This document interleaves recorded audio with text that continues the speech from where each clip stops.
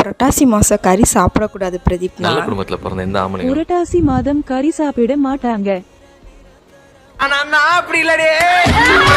அப்புறம் என்ன தலைவரே கெட்டாரு, பண்ணாமல் இருப்போமா? பண்ணிடலாம். மட்டன் பிரியாணி அது குக்கர்லாம் பார்க்கலாமா?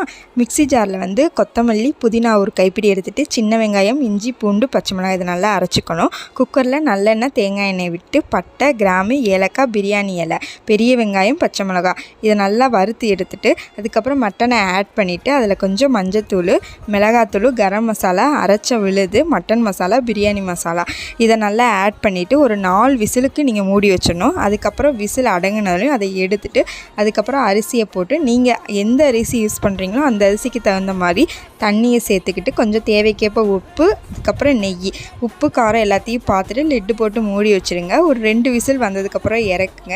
இதுக்கு நான் இன்றைக்கி காம்பினேஷன் என்ன வச்சுருந்தோம் அப்படின்னா முட்டை ரைத்தா சிக்கன் கிரேவி